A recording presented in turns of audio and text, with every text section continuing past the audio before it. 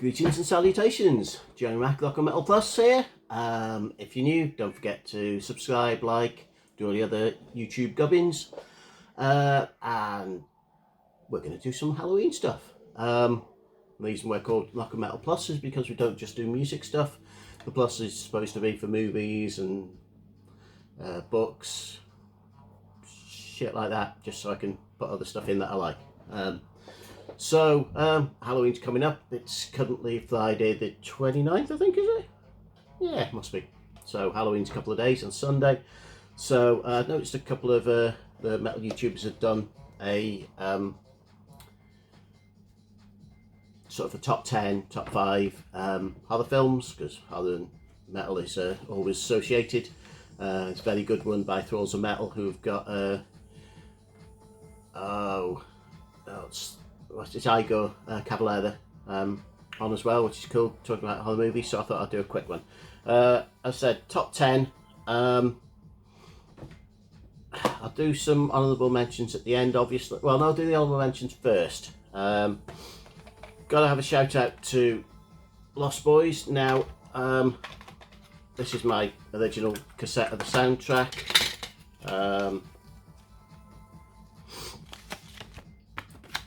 Love a good vampire movie. I'm sure I've got this on Blu Ray and DVD. Can I find any of them? No, I'm pretty sure I've got this on CD as well, the actual soundtrack, because it bangs.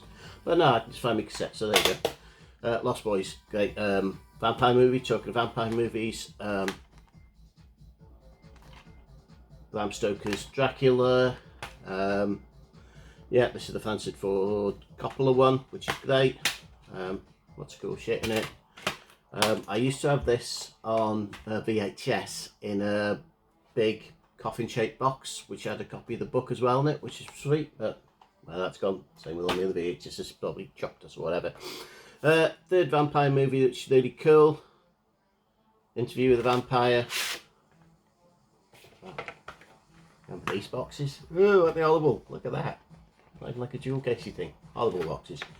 Well, at least it's not a slipcase, it didn't look too shitty.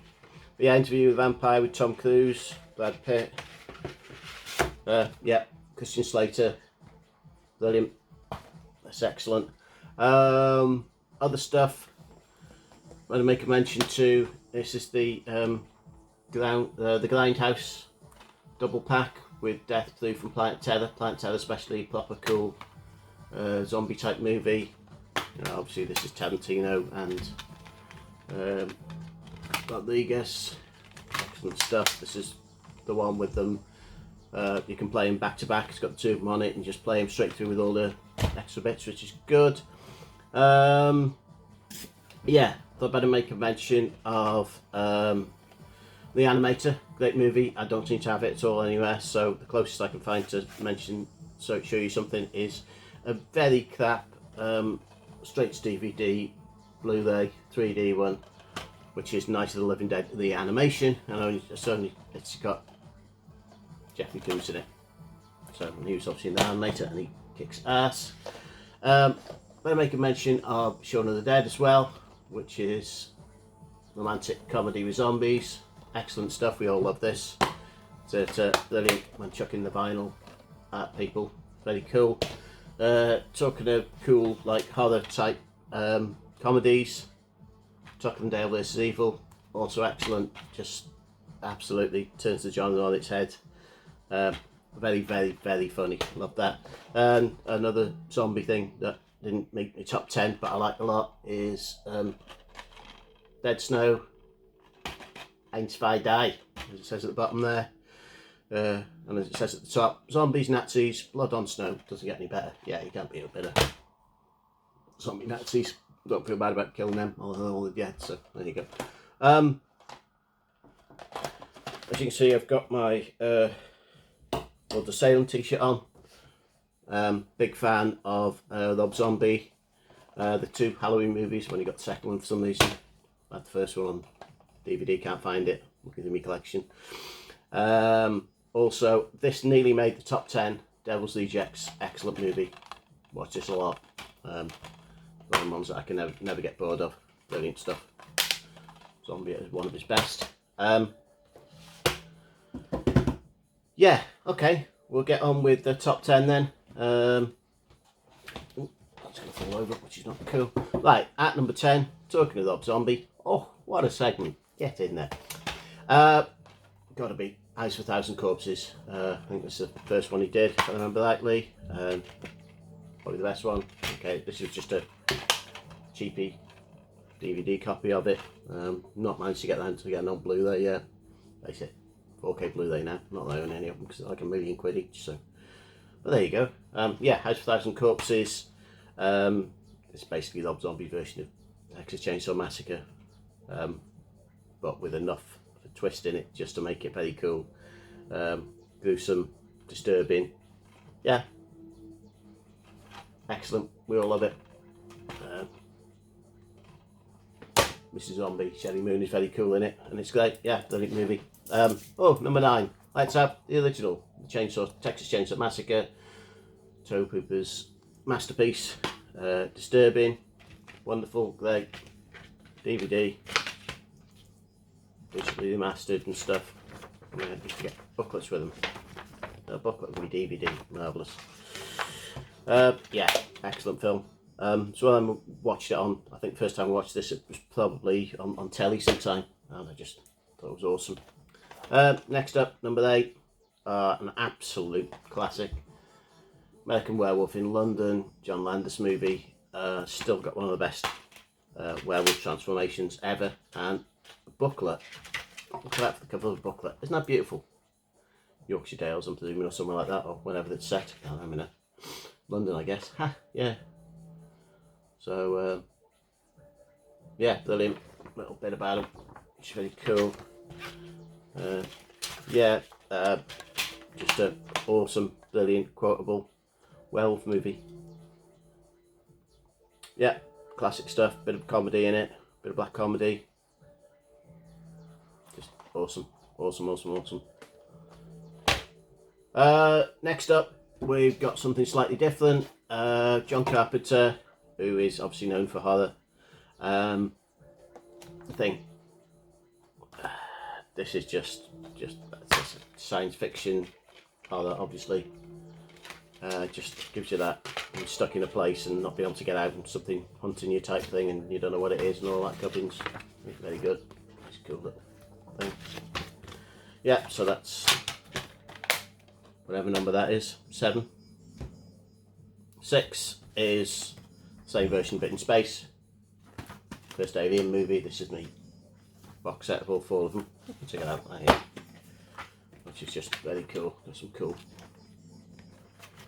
pics on it. But yeah, this is like the 4 movies being the quadology. First one's obviously the best. Well, first one's the most horror-like. I actually really enjoy Aliens, the second one, but that's more of an action movie as such than a horror movie, I would say. So I'm going to go for the original.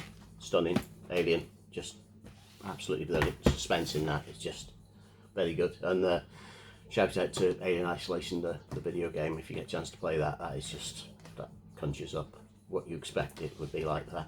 Right, okay, so we've got top 5. Number 5, talking zombies and shit, Evil Dead. With Bruce Campbell at his best.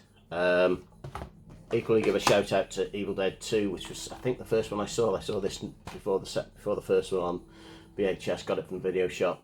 Me mate Pickle watched it, thought it was absolutely brilliant. Love Evil Dead 2. Army of Darkness is more of a comedy, horror, action type thing, but I just love that. But the original is the best of the horror movies as such. This is a really cool set as well. You got some nice cool pictures on it.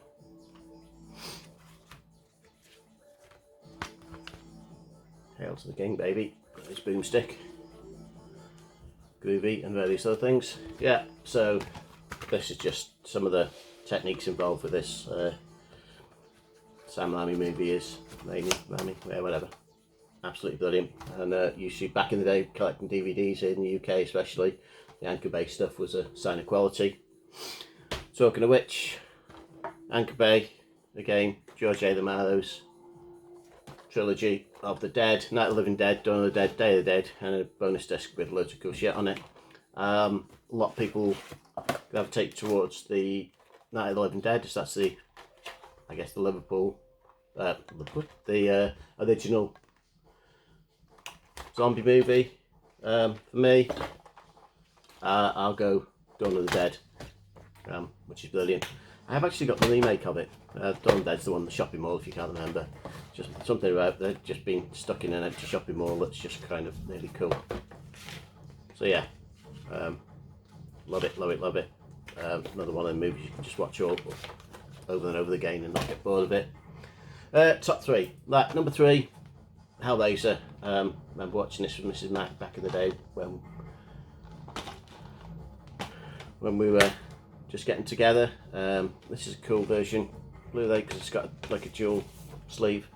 I quite like that cover as well. That's the one that comes with, but that's obviously the original one. So I'm an old git, so I'll go with the original because that's what I remember.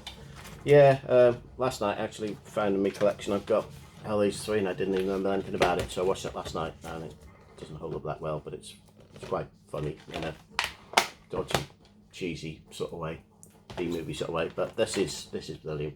This is just what gruesome horror's all about. I think also Clive Barker just is an awesome author, and this is just brilliant. Very, very cool.